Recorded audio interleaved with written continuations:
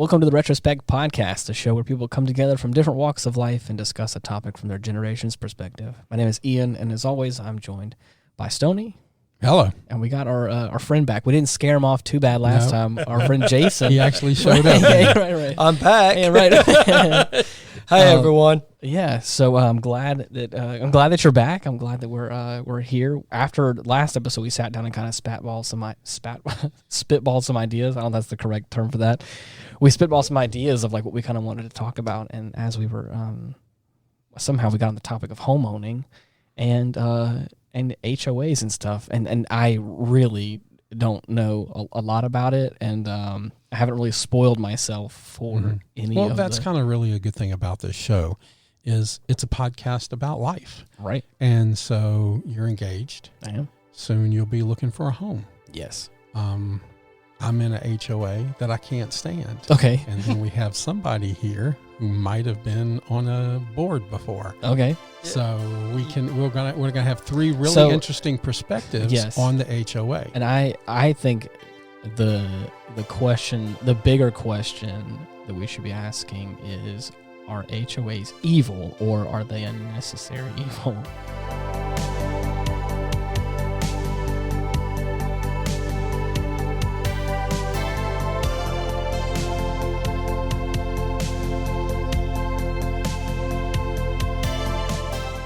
I like the term necessary evil. Okay. Actually. Until it gets taken too far. I think everything can be taken advantage of. Yes, well, that's called judgment. I mean, right. You know, it's right. You know how so what? we do these so things. before we get really started on really chipping away at this. So what is, as Stoney had just mentioned, you were on like the board. So I guess what is like your history with? I mean, I was the homeowners president for 12 years in my subdivision, and oh my gosh, yeah, it's a job that no one wants, right? Simply because it does come with a lot of headaches. Now I have to kind of pause for a moment because HOAs are different depending on the subdivision you live in. Right. Older subdivisions have homeowners associations, but they're generally voluntary. Okay. So the one that I was on, it was a voluntary homeowners association. So it just depended on who wanted to be a member. And so you mean like not just on the board itself, but like if I was owning a home in that neighborhood, you could choose not to be a member of the HOA. Oh, okay. But you're still subject to the restrictions that exist. I see. With the creation Still of your subdivision. And they can put a lien on your house if you don't pay the dues, or if they fine you for not participating in these restrictions, you can get fines, and that'll put a lien on your house, and whenever you sell it, that has to be paid. Interesting. Yeah, it's messy business. It's they can fine you, yes. Now, in my particular situation, we did not have the power to fine people per se because it was a voluntary homeowners association. Subdivisions that have mandatory HOAs, where you, in essence, sign a contract upon the closing of your home, that's how they get you, and that's why they can put the liens on your house. Even if you don't pay, they can lien the house. So if you do ever sell, that would have to be resolved as part of the sale. So generally what happens... How much does like a lien go for like that? Or like is that like it's whatever the amount is. Let's start off at the beginning. The fees, average in America, range between $100 and $1,000 a month. Oh my gosh. So that's tacked on top of your insurances, on your utilities, on top of your house note, everything. Wow. Yep. Now, the general average is between $200 and $300. But when I lived in California, my HOA, when I lived in Escondido, hear me out here, was $1,900. Jesus. A month. $1,900 a month. A month. So, Now, that's back when I had money and I was living in a ritzy neighborhood. Yeah, you have to have a lot of money. But that was the HOA was $1,900 a month. So my question now is, like, what does a fee like that go to? Like, I guess as like a... It's supposed to go to benefit the subdivision or the neighborhood. Right. But if you're in New York, for instance, where you're living on Park Avenue in that area, you can pay $30,000 a month. But you're paying for a concierge, you're paying for parking, you're paying for a whole lot of other things. Right. It's very area specific. The real reason HOA should be there is to protect the market value of the homes. Right. Would you not agree? I would agree. Okay. Now, how they do that is a very loose interpretation of that. Some of them get very militaristic about it and hammer people when they shouldn't for things they shouldn't. Like in where Miranda and I live, the HOA is not even people that live in the neighborhood anymore. They've contracted a company out of Kansas to run the HOA. Wow, that's weird. And they hire people to drive through the neighborhood, take pictures, and fly drones around the neighborhood to see what you're doing in your backyard. That sounds a little invasive. It's very evasive. I was moving the trailer out one day. We have a wood fence across the front, and you can't have anything exposed in your front yard. And you can't park on the sidewalk, you can't park in the grass, and you can't park on the road. Short time on the road. Right. So we have a couple of vehicles, so I needed some space to move the trailer out. So I parked one of the cars on the yard. Less than 5 minutes. I pulled the trailer out and I was going to move it right back. In that 5-minute period of time, somebody was pulling up and taking pictures of the car on the yard. Sounds like a neighbor has nothing to do. Yeah, for real. Or they've paid somebody to do this. Wow. Unfortunately, it's those kind of stories that give HOAs oftentimes the reputation they have. We never did that kind of stuff. As I said, I think a lot of it depends on how much money the HOA has. Right. Our particular HOA didn't have a lot of money, so we didn't have that kind of well, they want to pay for all these people to do what they're doing, but yet everybody in the neighborhood's complaining about the main boulevard, of which Miranda and I live on, for speeding. Right. By the time they get, we're within 10 houses from the front. By the time they get to our house, they're doing 55 or 60. Jeez. And barreling through there. Well, I tell you what, how about you spend some of that money on some speed bumps? Right. And let's slow these people down on the boulevard. Yeah. Because the police aren't going to come in there and stop these people in a private neighborhood. This is not going to happen. You can call them all day long. They're not going to come for that.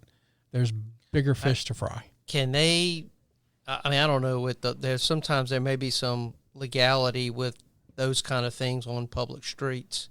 Unless the streets are privately maintained.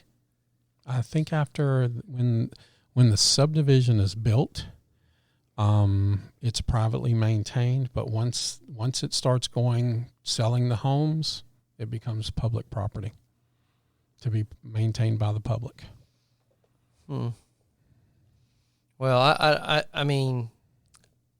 don't, as I said, in some of these HOAs, they do get very strict. And I will say there's a reason for part of that is because sometimes the way the law works, depending on where you live, the minute you allow one exception, that now the next person's going to say, well, you gave that person that exemption, why can't I get it? And it just starts spiraling out of control. So I think out of an abundance of caution, they jump on these things quickly and sometimes appear a little too aggressive. Sometimes they do push the envelope, I think, too far. And this is where I think communication with your neighbors has to come into play. That is the one thing I believe we have lost in our modern life is the inability to actually have a conversation with your neighbor. I mean, there's some people who don't even interact with their neighbors and they live right next door. There's my neighbor just to the left of me. I mean, like my first couple interactions was him like basically hiring out like a tractor to go through my yard to like take on a tree that was on his yard, but then fell on my yard. Or no, sorry, all the way around. It's on my yard, but then it fell on his yard or something like that. And then again, like the first few interactions with him was like him being nasty to me, and I was like, I'm a renter. I'm just renting this place. I don't really care. And it was like, but he's very particular about his grass, his yard. He's very much a perfectionist about like, he's also like a landscaper, I think, as well. So like, he's very particular about his stuff. And the fact that happened during like a hurricane, I was like, I mean, it's not like I cut it down on purpose. It fell. Like, so don't be mad at me. Like anyway. So it was a whole bunch of that stuff where like, I didn't think about it until that moment. And you bring it up as well. I was like, I don't think I've actually like talked to that. I don't think I really know that guy's name. I've probably been here for a handful of years. That was my first interaction with him. Was him being mad, and it's like it's crazy in places where you're on top of one another. Right, it's absolutely shocking the amount, or I should say, the lack of interaction with your neighbor. One of the biggest challenges I had as homeowners president, when people would come to my door and say, "Well, my neighbor's doing this." I said, have you had a chance to talk to him? Right. Have you had a chance to talk to this person? Well, no, I don't want it. I said, so you want me to go do your job? Yeah, do your dirty work. Basically, I said, I'm not, you don't get paid for this. This is a volunteer thing you do. Right. But the lack of communication is the biggest problem when it comes to this. It's crazy. And it's just, I don't know why people are afraid to interact with their neighbors anymore. Well, I think, if I'm being honest, I'm pretty sure there's a bigger question at play here. It's a bigger conversation, I think, but it's like, I think a lot of it has to do with like social media, as well as like just everything being so immediate on your phone. I think a lot of people are nervous to just like meet strangers, even if you do live next to them. It's like, I don't want to go out my bubble to like try to initiate like hanging out with them. I mean, it's like people like there's a whole dating app scene where it's like people don't want to just like go meet people. I mean, it's also hard because there are like a lot of places in the real world, but it's like I feel like people, they just want to communicate via their phone until like they eventually get the courage to like, now I'll allow you to see me in person or like to talk to me, and then it's like it's just weird to think that like I've met people like that where it's like. And COVID didn't hurt it at all. Oh my gosh, not at all. COVID didn't hurt it at all. It didn't make people feel like they're even more cooped up. Mm-hmm. Yeah. I mean, it's interesting to think about, because even in my short lifetime, I remember on the subdivision that I grew up on, the house that we lived in, the next door neighbor to the right of it, he built the house that we were living in and the house to the right of it, but he built the house to the right for his mother-in-law to live in.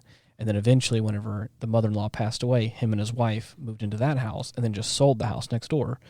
So like, he obviously knew those two houses well, and we were just a young family, and he was getting up in age. So it was interesting to have like a couple of neighbors that I would always see every now and then, and they were like a nice old couple. I used to hang out with them all the time. And then the same thing for the house just to the left of us. There was like another like elderly lady that lived there that like was always like super nice and just was like really cool to go hang out with every now and then. And then eventually like a young guy was like had a whole like chicken farm back there that we remember. Like it's crazy to think that like I like the house that I used to live on as a kid. I used to be very like tight with all the people that we lived like around, but now not at all. Mm-hmm. It was crazy. I don't think when I lived in Canada, I don't think I stayed in one place long enough to really get to know my neighbors very well, because I was like, I just kept moving around really, because like just the circumstances I got myself into.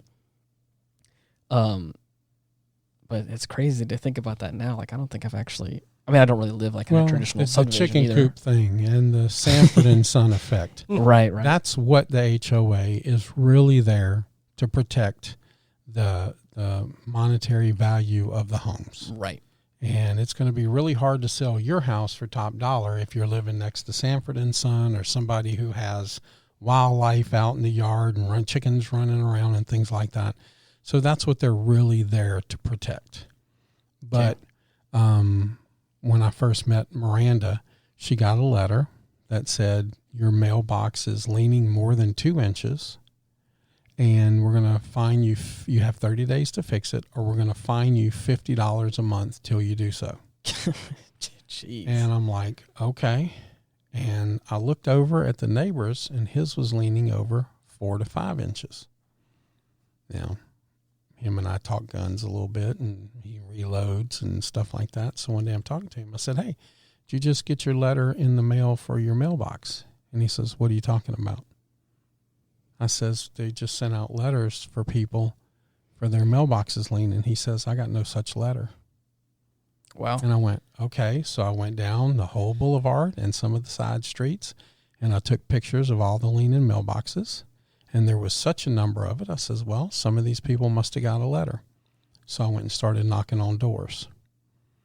And they were targeting a certain group of people. They weren't targeting everybody. They were targeting a certain group of people. So what I did was I repaired ours. And that was over a year and some change ago. The neighbor's is still leaning, and he is still yet to receive a letter to straighten it. And so, why at that point? Okay. Do you have monthly meetings or quarterly meetings or yearly meeting with There's nothing, because the HOA is in Kansas City. There's no one to meet. They're just a militaristic group hired to do this legwork. But somebody hired them. Who hired them? I guess the old HOA council. So that's what I'm saying. That council. I don't think they're still in effect. I met somebody who was associated with the last group that hired this company to do that. So they hired a management company. Right. Okay. This just feels really messy. Oh, yeah, it gets even messier if you'd like me to go to part 2. Oh, gosh. That's crazy. Last Christmas, it's the middle of winter, and they sent Miranda a letter saying that your flower beds are dead and you have 30 days to fix it. So here they're sending a letter to the dead of winter to a single mother at Christmas time, expecting her to spend a couple of $1,000s to fix her flower beds. And this is when I accidentally met somebody associated with the last council. You may not know this about me. I think you and I have talked about this. I used to be a professional poker player. Don't play poker with me. So I went in straight to bluff mode. And I knew he knew people. I knew he knew the management company, etc. And I told him, I said, this is real simple. What you don't know is I'm independently wealthy. If you send another letter to my wife, we weren't married at the time. My bluff went big on. I said, if you send another letter to my wife, I will sell that house for less than $100,000 to the first person I can find, and I will tank the monetary value of your neighborhood. Wow. Oddly enough, she hasn't gotten another letter. I bet. Not one. Once you started threatening people. Not one. And he said, you would really do that? And I'm like, that's my family, dude. Because what I did was, before I met him, I again went and took pictures of all the dead flower beds, and I went and started knocking on doors and saying, hey, you got your letter? No. Hey, you got your letter? Yeah, I got one. And I started putting together who they were targeting, and that was it. That's all I needed to know. I'm not playing that game. And you know me. Oh, yeah. I've known you since before you were born, pretty much. Right. And I don't let people mess with my family and friends. No, of course not. Don't do that. I think your subdivision needs to get control of. It needs to seize control. The management. And what's happened is there's obviously some sort of governing structure of your subdivision that they're paying. So there has to be a group of people. I mean, you just can't have like nobody, because this company in Kansas is getting direction from somebody in your subdivision. I mean, so... Oh, I agree. But I think what happened was, and you kind of hit on it before, that job of the HOA council or whatever they're called is 24/7. You're getting phone calls all day. You're getting phone calls while you're at church. You're getting so many and it's a thankless job. And so they don't actually put it out there who they are. Right. There's no HOA newsletters. There's no nothing. All you get is a letter from this management company. So I say let's pivot the subject of this and let's stage a coup against your HOA. Well, okay. Here's funny. There was a garage sale 2 weekends ago. Okay. And Miranda and I went down there, and I saw some golf clubs, and I'm like, hey, there's 3 sets in this one bag, and I like deals. So there was 4 or 5 people from the neighborhood there. And the lady was having the garage sale because her husband had died a few months ago, and she was tired of the HOA too, so she's moving out. Wow. Well, Miranda and I have decided to move out too. We want to find a little piece of property, get away from the HOAs. And they're like, why don't you and Miranda try to get on a council or whatever and let's fix this? Great. Sounds like a good idea. I mean, I would like to actually right now it's not the best for us.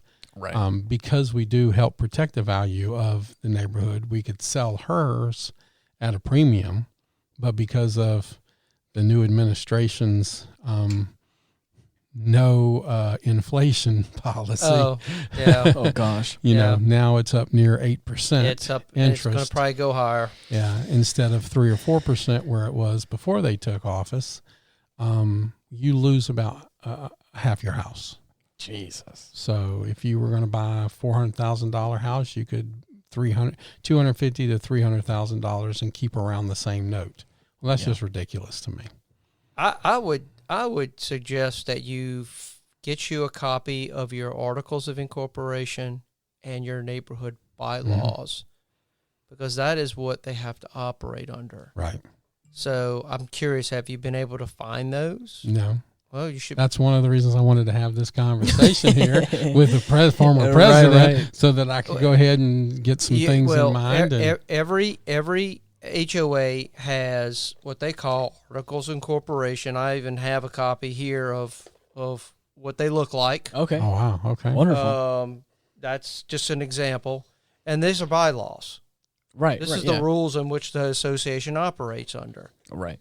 That is what creates the articles of incorporation. Is what creates, in essence, the legal entity. Right. Then from there, you derive your bylaws of how your association is going to operate. I'm going to read that later.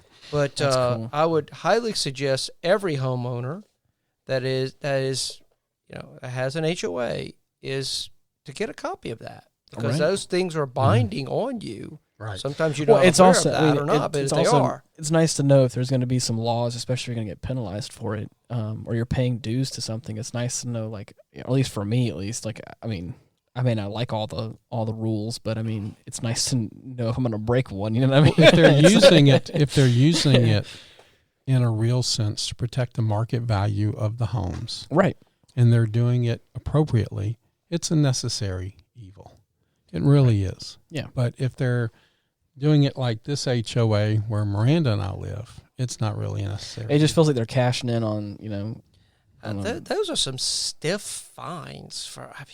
That's a lot of money they're charging for some things that, I don't know. As to me, if I was the HOA president, I wouldn't operate under in that light. I mean, I as I said, I think your subdivision has kind of divorced themselves from this entity they've hired, and they're not really overseeing that, because that can be stopped by simply the governing structure of the neighborhood that just simply make a call and say, listen, we need to calm down on some of this stuff or we need to meet, because I think some of this stuff is pushing too far. Right. And and that's where I think communication and talking, when so much can be fixed. I mean, I think a lot of things in life can be fixed if people just kind of talk it out for a second. Yeah. My mom lives in a subdivision in not the same area, but close. And they have these little boards out on the 4 entrances to the neighborhood. And there's monthly HOA meetings, board meetings that you can attend and listen and talk and things like that. I've been with Miranda for almost 2 years now, and I've never heard of any board meeting. Right. I've never seen a newsletter. This other subdivision that my mom lives in, they do a monthly newsletter. If, and it's an older neighborhood now. If you have a grandbaby, you got grandbabies popping up and all kind of neat stuff, and yard of the month club. And that really does feel like a neighborhood that kind of cares about, the people inside of it. But it also probably comes from a place where, as you're saying, it's like a little bit older neighborhood, so like they may not have like a full-time job. But it's also an older neighborhood where you came from a mentality of you knew who your neighbors were too. Oh, of course, yeah. My mom knows everybody on that street. Even the new people that move in are buying into that process and philosophy of, hey, let's do this together. That's awesome. And even though it's new families, and now mom has these new kids running around, it doesn't bother because they're all talking, they're all communicating. Right. They have a street barbecue now. Mm-hmm. That's cool. Where'd those days go? God. we used to do that in my subdivision. We had events. We had crawfish bowls, or we had a Halloween party.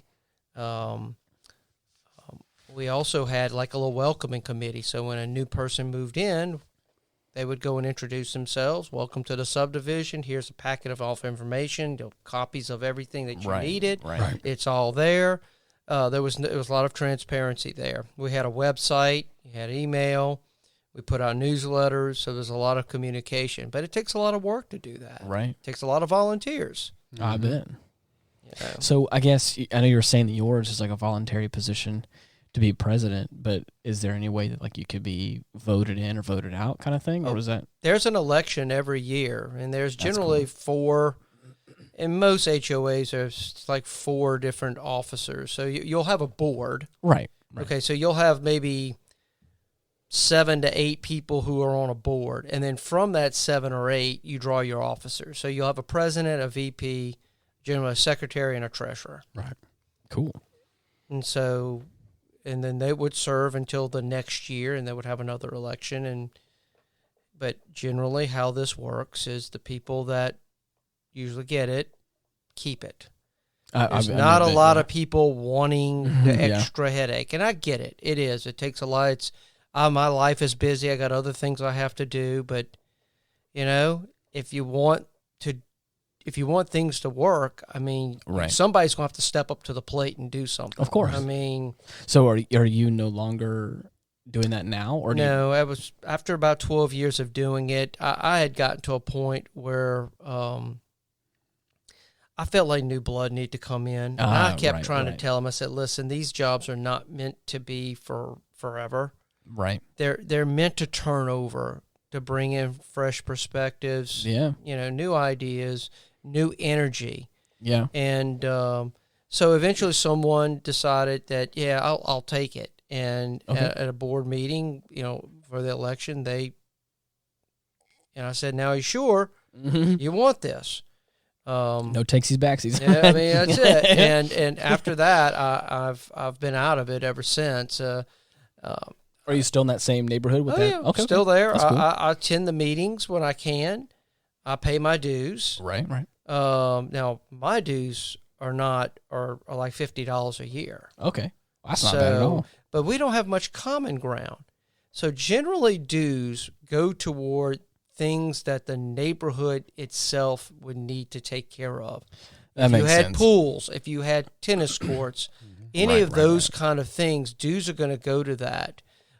If you don't, most of the dues for us went to lawn, because we had a little strip in the front of the subdivision that's kind of like common. Like a little sign area or something. Yeah, we had a neighborhood sign you have to maintain, and we had a little, electricity there, had a little electric bill, a little water bill to water the flowers and stuff like that. I think the most our budget ever was in our subdivision was like $6,000. Yeah. So it's small. Right. We don't have a lot of expenses. Now, you go into some of these subdivisions where you got big lakes you got to take care of, and then it takes a lot of money to do that. Of course. Or if you become like my mom's, you become a transitional neighborhood. Now all of a sudden they put cameras and license plate readers. Yeah. That's a big thing now. That's a huge thing right now to know who's coming and going in your neighborhood. Yep. Now, if you belong there, you really don't care. If you don't belong there, now you're going to be recorded going in and out of there. Cameras and what they call license plate readers are big right now, especially license plate readers, and they're not cheap. Nope. Oh, I wouldn't They're not doubt cheap at all. And but I mean, that's why you see the rise of what you say, these crime prevention districts. Yeah. That have started to come, because what's happened, you're dealing with people who are not paying homeowners dues. So these HOAs are thinking of other ways of trying to raise money to put in security and lighting and stuff like that. Well, what they've done is create these, what they call these crime prevention districts, which are in essence taxing districts. Oh, really? They're taxing districts. Wow. So they craft a taxing district that's your subdivision, and you pay a parcel fee, whatever is set in your enabling legislation, and it goes on your property tax bill, just like anything else. Interesting. So I didn't know that. That money then turns around, and then the crime prevention district, which is separate from the HOA. Really? It's a separate board. It's a completely separate deal. It also sounds like it gets a little messy. But it does, because now you've introduced the the governmental entities that oversee taxing districts. Yikes! They can audit your books. But you also introduced the government to it, is that generally it goes to the main police station. So if there's something happening, they have access to this, and they can start. It's like a out. give and take kind of thing. Right. Interesting. Wow, I didn't know that. Oh yeah.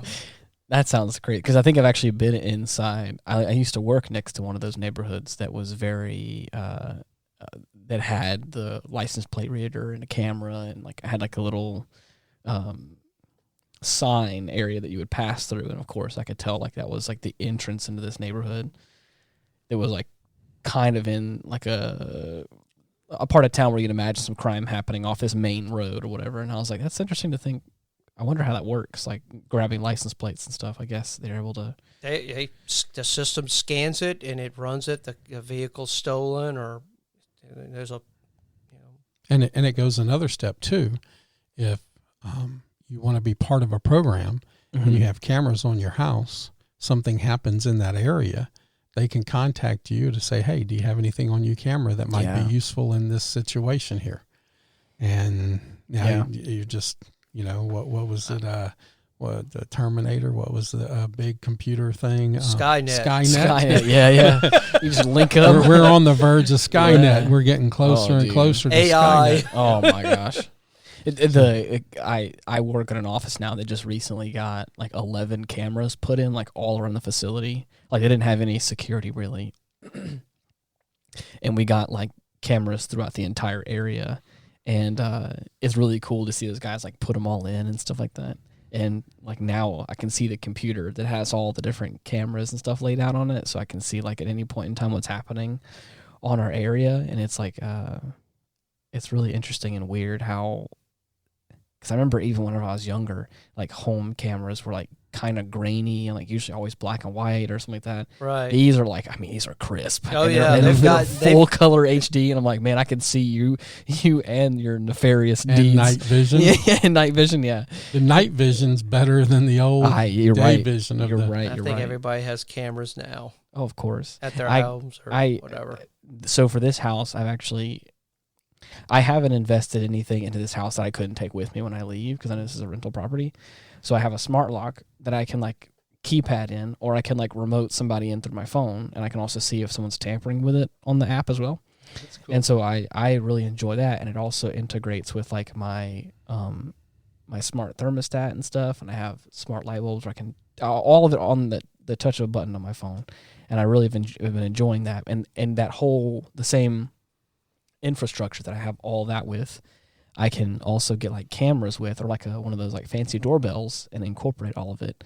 And I would like to, but that kind of involves like really doing some wiring in the house. That's all fine and good until the people in Colorado got their thermostats adjusted by the power company, because they all had these smart thermostats on there. Mm-hmm. And because of the power consumption, the power company was changing the thermostats and locked the people out.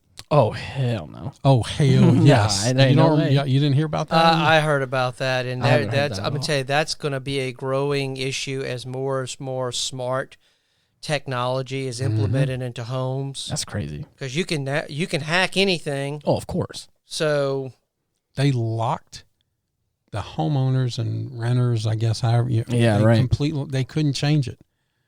They actually set the temperature for their thermostats for them and didn't allow them to change it. Cool. And that was from the power company. I bet. That's crazy though. And as you said it, oh hell no. Yeah. That's too far for me. So the thing is, for me, like I would be okay with like having exterior cameras. I don't like anything interior. I don't think I have anything personally in I mean, maybe having one interior camera like in a public area would be nice, but like for me personally, I think just having like I would like to have at least like a couple of exterior cameras around the house just to see what's all going on, because I know I'm not super out in the sticks, but like I'm just in between like suburb,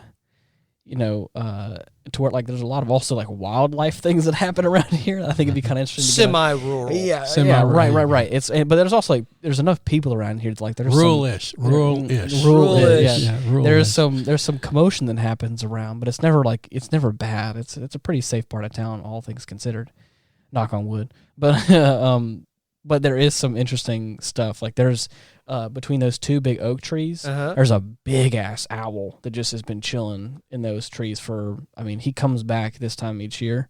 I don't know what it is, but it's interesting. He'll be chilling out there, and then I'll be driving. Like if I go like to the store in the afternoon, it's usually like dark time out, and he gets the sun starts to go down. He's a big boy, and he's swooped down in front of the car before, and like to go to one tree to the next. And I was like, looking for crazy. food. I'm looking for something, and I think I think I witnessed him nab up a squirrel before, and I was like, that's nuts. Would you, just kind of getting back to the the HOA thing? Yeah. Would you rather live in a subdivision that had like an HOA that was not a overbearing type, but had security cameras in the neighborhood? And right. Would you feel comfortable in that, Yeah. or you feel like that's more of an invasion of privacy? For me, I personally, I would love to be in a neighborhood that has an HOA that like is a community that I can get involved in. Like the good representations like you're talking about is like having board meetings that I can attend. That'd be cool, because I would also like to live in a neighborhood where I get to know my neighbors and like really be involved in like taking care of this. Well, you're an neighborhood. amazing host, so you would probably be the place that people would come and I would hang love out, that. barbecue, And that's the thing is I dinner would, parties. right? And, Yes. That we're sounds going amazing. to Ian's house. Yeah. this Come on weekend. to Ian. You were talking about having like neighborhood barbecues, and I was like, I think I'm maybe not living in a cul-de-sac, but just having like that kind of vibe of like a cul-de-sac barbecue where we're all just like around this circle and having that sounds fun.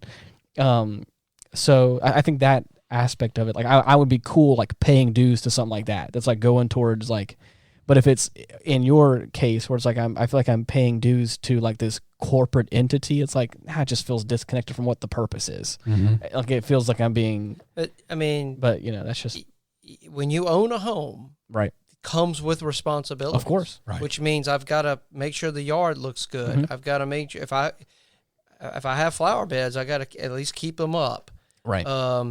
If I have certain things, it's just because what I do or don't do to my house will have an impact on my neighbor's house. Right. And so the worry is if people operated with that in mind, that, I need to do some basic kind of house 101 things. Right.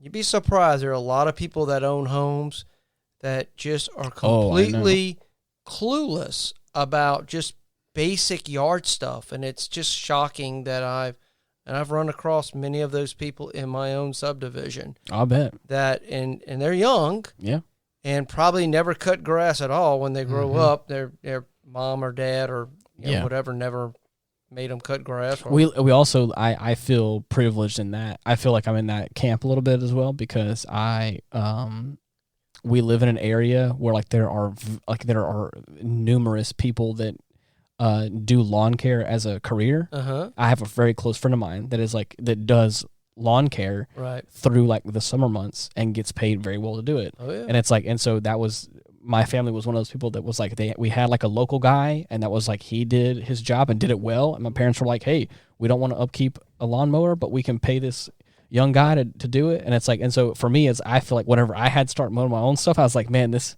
is not fun. And there's been a couple times where I was like, I'm gonna just pay this dude who's like really good at doing it to just do it this one time, because especially like back there in that backyard is like, it's a whole 4 acres. So there's a whole bunch back there that's in the backyard where it's like, I don't want to mess with all that. That's too much. So it's like, take care of that. You need a small tractor. And a bush you're hog. right. You're right. You've got room where you're at. So I mean, it's not like you're on top of course, wherever you end up going from here. Right. You may be. Right. Or you may choose to stay in a more rural type environment. So when you want to go into move, when you and Mallory tie the knot and y'all decide to go look for a house, right? Will this conversation, will it help you or hurt you? Now when you go in and you look at a house, will you go knock on a couple of the neighbors and say, hey, look, we're thinking about buying this house. Is there an HOA? What's the HOA like? Will you use this information going forward now? Probably. The good thing is, like, it's nice to hear, because it's so, with many things in life, it's so easy to hear all the bad stories. Sure. To hear all the bad things. Everyone likes to talk shit about it. Yeah. But it's hard sometimes to hear some of the good things. And I think what caused us to start this conversation at the end of last episode, before when we finished, for me, when you were talking about it, I was like, I don't think I have any positive ideas of HOAs that come to my head just naturally. But as you were talking about it, you're like, there is benefits. And again, when you started describing what the real reason was, I was like, okay, well, to be honest, I don't think I knew what the real reason of what an HOA was to begin with, which is probably a flaw intrinsically.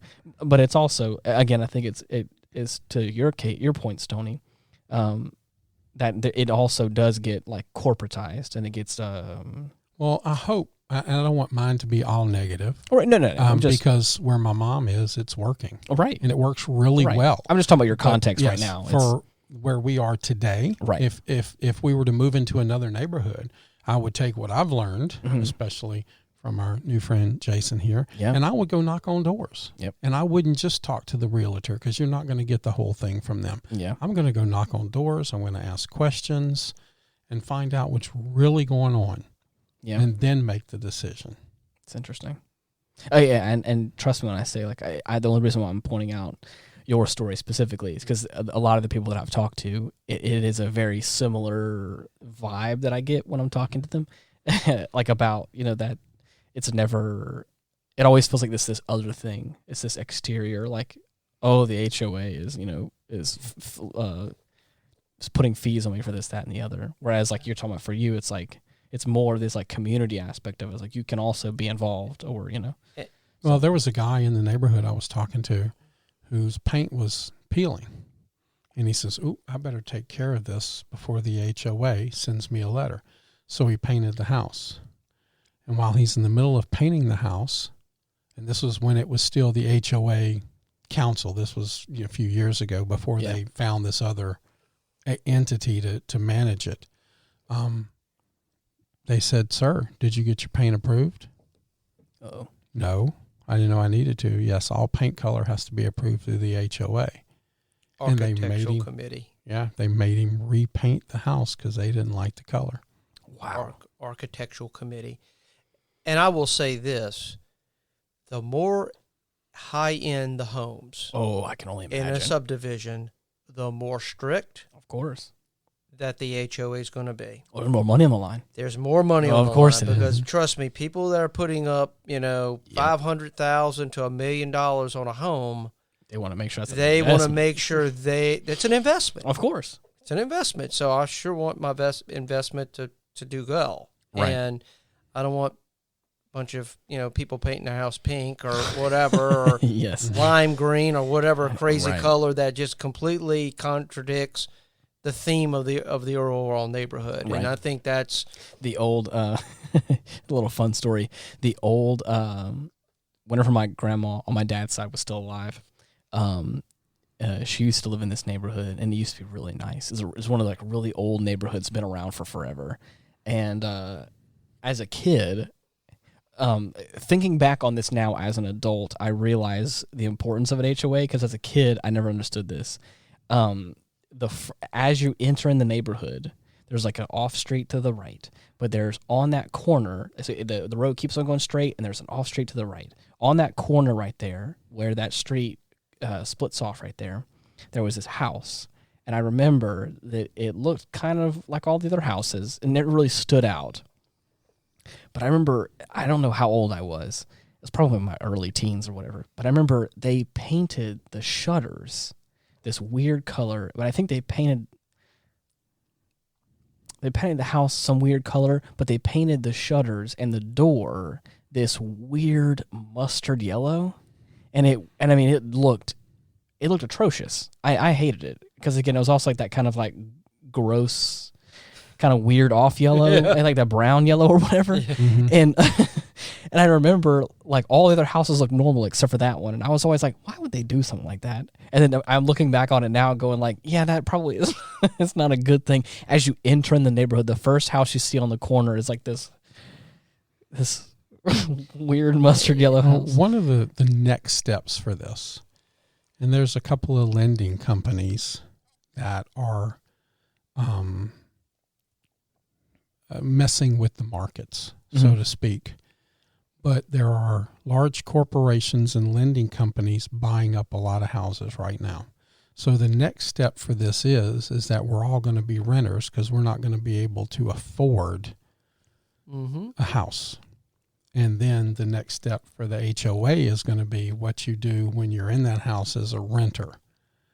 So that's, to me, when you start. I mean, I mean, that's a very bleak future. Zillow just got in a big jam, and it's all over the news, Right. about the way they market houses and the way they adjust prices. And Lending Tree's gotten a little trouble. A couple of these other companies have gotten a real bind about what they're doing and how they're doing it. But when you start getting these management companies now, they're trying to get us used to something else. Mm-hmm. So now we won't be able to afford the house. Miranda and I are, we were looking for a house. And with the interest rate the way it is, we can't really afford what we want. I mean, even 6 months ago, I was looking at potentially like looking into buying a house, or getting in the market of like really considering it. And man, I was like, I feel grossly unprepared for this, because it was like I was just not. It's a lot of money. It's a lot of money to buy something decent. And that's what I was saying. I could buy something, the things that were realistically within my budget that I could take a mortgage out on, were things that needed a lot of TLC. Like, it was a lot of work that needed to be done to it, or it was in parts of town that I was like, I really don't want to like live that far out or in that kind of neck of the woods all the time. And so it was like anything that was like, even being realistic with myself. Like, I mean, there's obviously things that I would love to have, but if I'm being real, like, 2-bedroom, 1-bathroom kind of situation, or something real small, like a 1-bedroom, 1-bathroom or something, or just whatever. Like, even some of those things were like, man, it was astronomical. I was like, so you need to tell me it's going to be like how much? And then like, that's not even talking about like, insurance and stuff. Take that the next step further. Right. What happens, let's say you find the perfect little 2-bedroom, 1-bath house for you and Mallory. Right. And then y'all decide to have kids. So you're 5 years invested into this one house. And then like what happened to Miranda and I, the market tanks and goes the opposite direction. Now you need to get a bigger house and spend even more money with all the amenities that you need and want to start a family. Yep. And so now you're starting a family and having to buy a bigger house. What can you afford? Right. So that changes exponentially again. So that's crazy. Yep. Yeah. But I think to go back a little bit to what you were saying before, I remember, like, your question. You said, would I go for a house in a neighborhood with a HOA or like a small house? Is that what you said? Yeah, I was just curious because some people are very anti-HOA and they don't have nothing to do with them. And matter of fact, because I say that because there was someone that moved into my subdivision that obviously they moved into my subdivision because our HOA is not like a typical HOA. Right. It's not mandatory. It's, we're not on top of people. It's just, all we can do is when somebody's doing something they probably shouldn't be doing, we kind of have to appeal to their conscience. Right. To try to do the right thing. And that goes back to that communication thing. Yeah. So there's some people that hate HOAs. I mean, they just cannot stand them. And they've had some bad experiences, such as what Stoney said. I mean, it leaves a bad taste in your mouth. And it's unfortunate because I do believe that they can be good and they do serve a very valid purpose in protecting people's investment. It's just sometimes it's just how that's done, those methods. Just kind of it's just not the right way of doing it. I don't understand why in your particular situation, why your association has allowed this to happen. Mm-hmm. To me, the blame is on whoever is running the association, supposedly, who hired them, is letting them get away with this. Unfortunately, this is an opportunity for the Karens of the world to come out and have power. Yes, and believe me. And I don't think after talking to the people, this wasn't always like that here. But now that, the mentality of the world has changed and the Karens are running rampant, this just gives them another authoritative way to do that and make people's lives miserable. Yeah, there are plenty of horror stories of people out there that get a little bit of power. Oh, yeah. Mm-hmm. A little bit of power, and they like it. Of course. It's very addicting, and they want to just kind of be in everybody's business. And, I've always found the best HOA presidents, officers are those who really didn't want it, but chose to do it. Right. Because they feel like, okay, job's got to get done. Yeah, it's got to get done. I'm going to try to do my best to, keep the neighborhood up, and we do that. So, but there are some that probably shouldn't even sniff an HOA. Right. They shouldn't. Just pay your dues and just be a part of the subdivision, and we'll take care of it. I like the idea of being in a subdivision, like being in a neighborhood. I think I would really enjoy that. But I also kind of think I like this semi-rural, as we said before. Like this kind of, it's nice. There's a lot of charm to it. Right. Sure. So it's kind of, but I realistically, again, I'm just renting this place. So it's like, I mean, I kind of am also just down to whatever I can like eventually own as my own is kind of what I'm. And once you own it, it's going to be different. I know. And there's already things on this house I know from being here that I know. Again, I feel like I'm not perfect, but I feel like I can be realistic with myself. I knew if I was to own this, there are some things that I'm like, I wouldn't let that be like this. But because this is also not mine, there's also probably some things that I don't really care 100% about that I know that I probably should. But it's also like, I take care of what I can take care of, and I'm trying to keep this place as nice as possible. I'm not deliberately trying to trash this place, Mm-hmm. It's a nice place. Well, the old people used to have a saying, and I know this old gypsy woman, and she used to tell me that if you own a house, you have to hammer at least one nail a day, or the house is eventually going to fall down around you. Mm-hmm. And this was a wise gypsy woman, old. She must have been 130 years old. Jesus. But that's one of the things she told me. If you own a house, hammer one nail every day. Just do something was the point. Just do something as often as you can. Right. And, it'll keep going for you. And it's your property. And like Jason said, it's yours. Mm-hmm.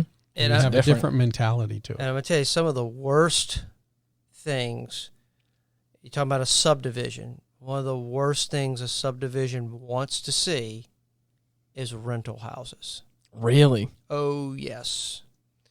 Because the reality is when you don't own it and it's not yours, You don't care about it. you don't care about it. Right. And unfortunately, there are a lot of undesirables that move into these houses, and they cause nothing but problems. I For bet. the subdivision. So people who have 30-year mortgages are having to deal with this. Mm-hmm. And it's just a bad situation all around. So when you start to see that ratio in a subdivision where those rental houses are getting, 10, 20, 30% of the subdivision, it's usually not a good sign.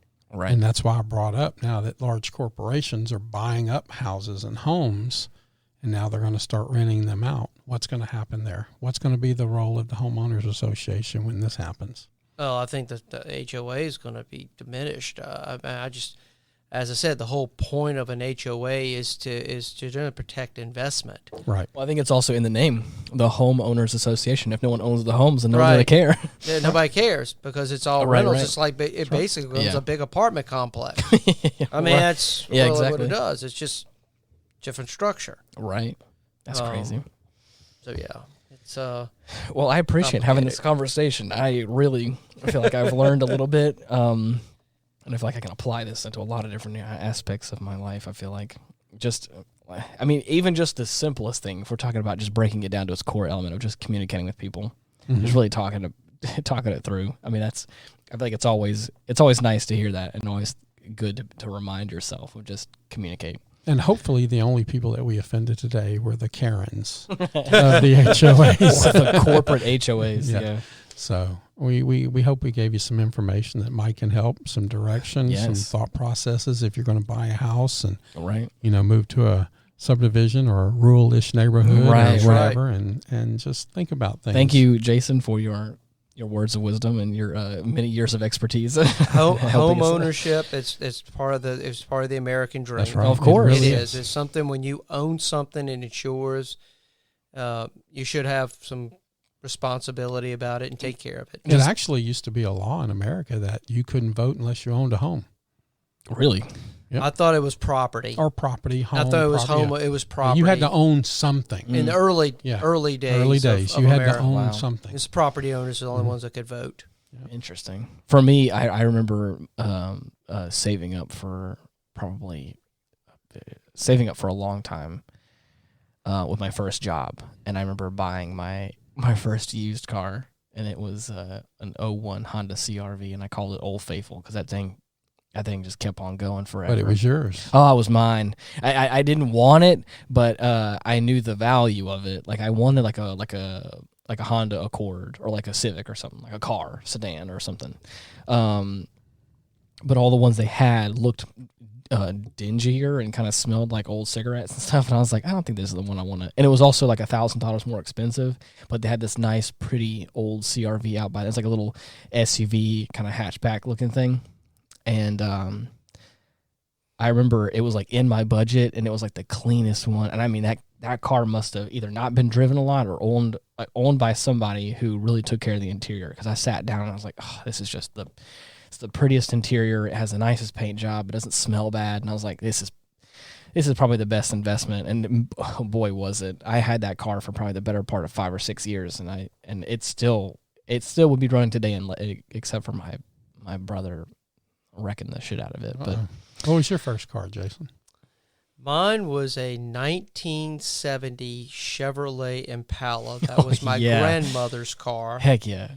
And I was 15 years old Yep. when I got it, and it was a tank. Oh, 100%. But I loved that. I drove that car all around the neighborhood, and Yeah, I thought you were so cool. I thought I was cool. But I only had it briefly, and when I was in high school, I somehow my father took that car, and he had a little pickup truck he gave me. Oh man. So I drove a little Ford Courier all through my high school years. No AC. Oh no. So yes, it was a little 4-cylinder, and yeah.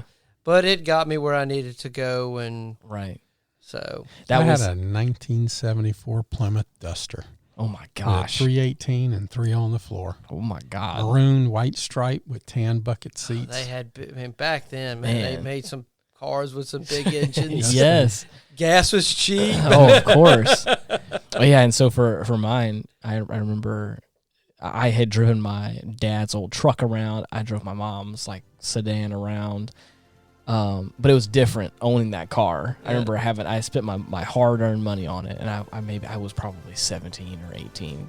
And so like I said, I was driving my parents' cars whenever I had the availability throughout my teenage years.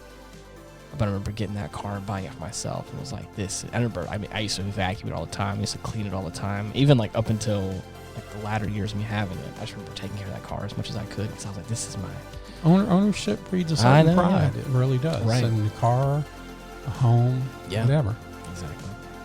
Well, anyways, thank you so much for listening. If you're looking to reach out to us, you can go to facebook.com/retrospectpod, and you can find us there, or contact us and give us suggestions about what you want to hear.